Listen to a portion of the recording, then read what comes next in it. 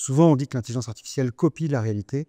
Moi, bien sûr, en tant qu'artiste, je souhaiterais que la réalité copie ou s'inspire de l'intelligence artificielle.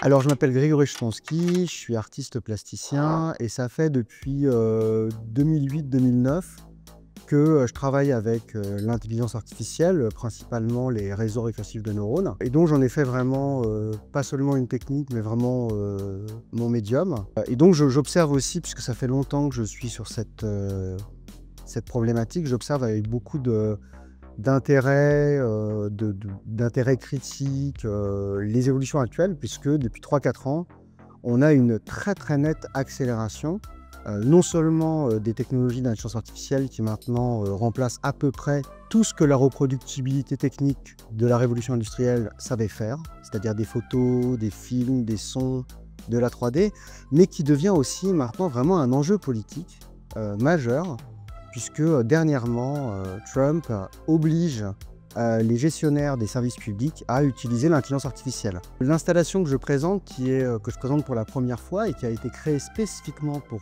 cette exposition, c'est un projet assez personnel en fin de compte. C'est pas un projet sur la technique, pas seulement en tout cas.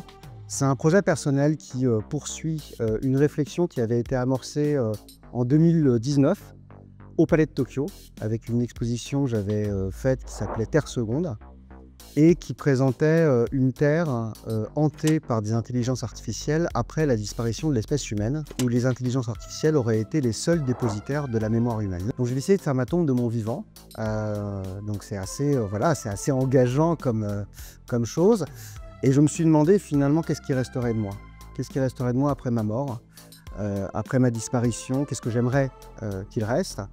Donc j'ai fait une tombe qui reprend les codes de l'art mortuaire, avec un gisant, mais qui est plutôt un lévitant, qui est un gisant inversé avec des écorchés. J'ai aussi imprimé un cerveau vitrifié qui a été découvert il y a 3 semaines à Pompéi. Donc j'ai trouvé que c'était une belle généalogie pour l'intelligence artificielle. Et puis dans cette installation mortuaire, il y a un film qui est généré en temps réel. Donc c'est pas un film qui tourne en boucle, c'est...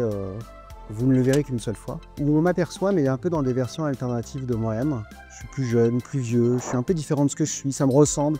Parfois je suis un homme, parfois je suis une femme, parfois je suis blanc, parfois je suis noir, parfois je suis d'autres origines. Et on entend une voix qui est ma voix clonée par une intelligence artificielle et qui essaye de raconter toutes ces vies qui n'ont pas eu lieu.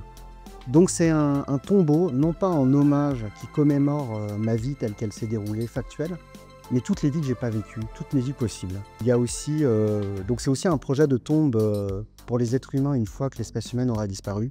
Qu'est-ce que c'est qu'une tombe sans témoin? Et puis aussi, sur d'autres écrans, il y a un travail qui a été élaboré avec l'Université de Genève et une historienne de l'art qui s'appelle Béatrice Joyeux-Prunel, avec qui je travaille depuis de nombreuses années. Et elle a un stock d'images qui viennent du 19e et 20e siècle et qui sont toutes les revues d'art. Il y a 14 millions d'images.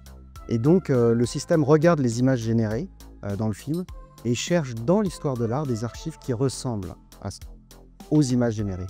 Souvent, on dit que l'intelligence artificielle copie la réalité. Moi, bien sûr, en tant qu'artiste, je souhaiterais que la réalité copie ou s'inspire de l'intelligence artificielle.